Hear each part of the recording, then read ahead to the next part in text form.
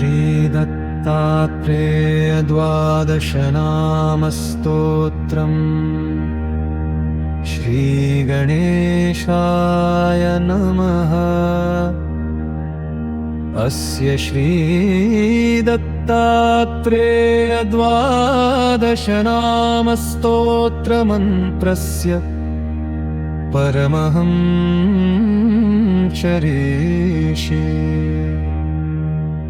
श्रीदत्तात्रेय परमात्मा देवता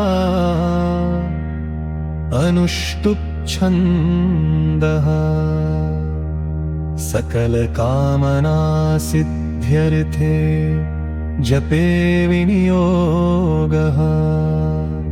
प्रथमस्तु महायोगी द्वितीयः प्रभुरीश्वरः तृतीयश्च त्रिमूर्तिश्च चतुर्थो ज्ञानसागरः पंचमो ज्ञानविज्ञानं शिष्टः स्यात् सर्वमङ्गलम्।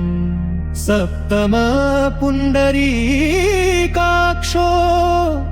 अष्टमो देववल्लभः।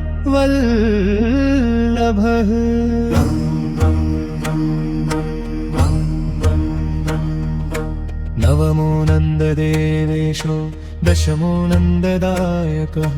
नवमो नन्ददेवेशो दशमो नन्ददायकः। एकादशो महारुद्र द्वादश करुणाकरः। एकादशो महारुद्र द्वादश करुणाकरः। एतानि द्वादश नामानि दत्तात्रेय महात्मनः।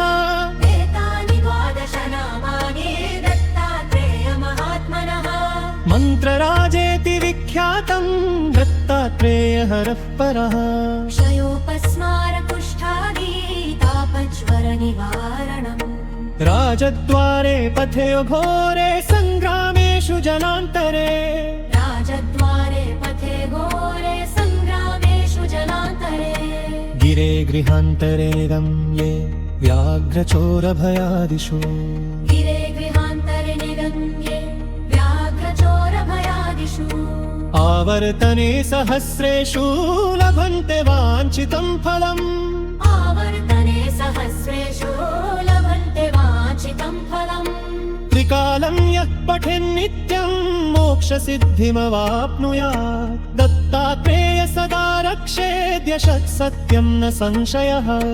विद्यार्थी लभते विद्या रोगी रोगात् प्रमुच्यते। अपुत्रो लभते पुत्रं दरिद्रो लभते धनम्।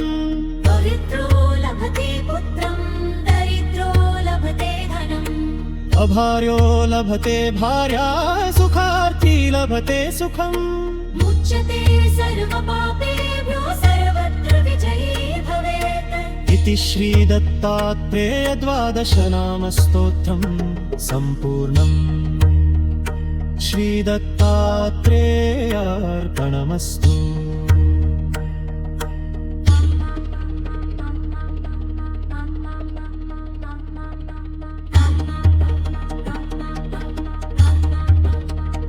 श्रीदत्तात्रेयार्पणमस्तु। श्रीदत्तात्रेयार्पणमस्तु।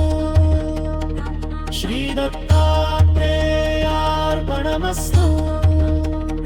श्रीदत्तात्रेयार्पणमस्तु।